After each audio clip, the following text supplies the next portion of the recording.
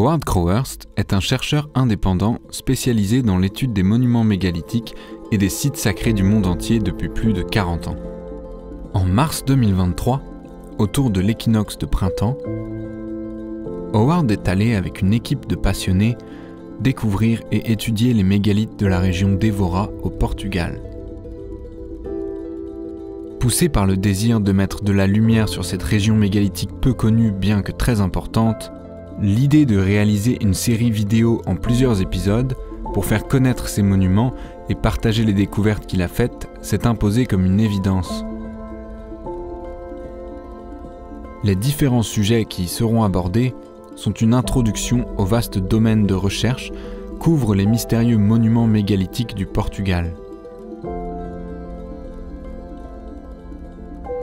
Peut-être cela pourra-t-il éveiller l'intérêt et donner à ces majestueux monuments oubliés l'attention qu'ils méritent. Évora est la plus grande ville et le chef-lieu de la région de l'Alentejo au Portugal. C'est une ville avec un patrimoine et une longue et riche histoire qui imprègne toujours ses murs. Elle a d'ailleurs été classée au patrimoine mondial de l'UNESCO. Elle a conservé, de son riche passé, de nombreux palais médiévaux et de la Renaissance qui en font une ville-musée de l'architecture portugaise. Ses origines connues remontent jusqu'à l'époque celtique grâce aux traces retrouvées d'un oppidum, ville fortifiée celte. L'attestation de la présence des Celtes dans la région et la très dense concentration de mégalithes tout autour du mont sur lequel est bâtie la ville incitent fortement à penser que des monuments mégalithiques ont pu exister sur ce point haut central de la région.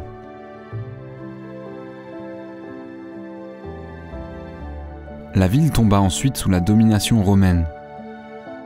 Les Romains accordent à ce lieu une importance majeure. Le temple romain d'Evora est un témoignage de la valeur de la ville à cette époque. Il a été implanté au IIe siècle sur le Forum et il est construit sur un plan similaire à celui de la Maison Carrée à Nîmes. Le temple fut détruit à l'époque des grandes invasions au Ve siècle. Les ruines du temple sont tout ce qu'il reste du forum de la ville.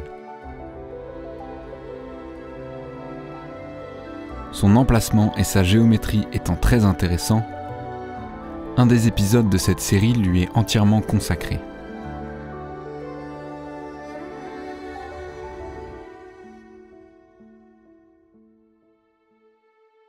Les époques se sont succédées, mais l'importance de ce point haut n'a jamais cessé, car en 1186, juste à côté du temple romain, commence la construction d'un monument majeur, la cathédrale d'Evora.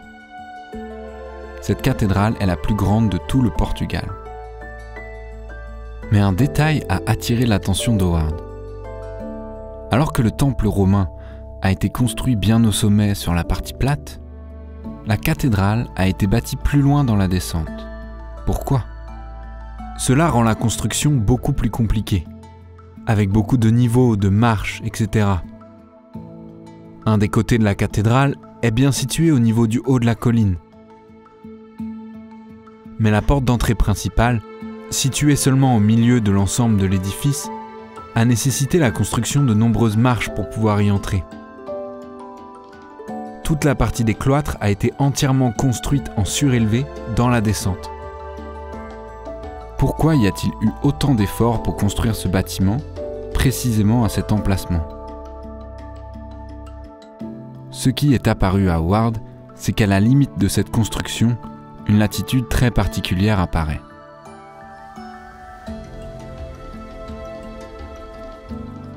C'est la latitude de 38,571428, ou autrement dit, la latitude de 3/7.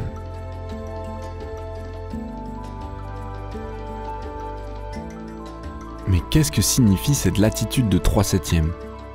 Et pourquoi a-t-elle une importance si particulière ?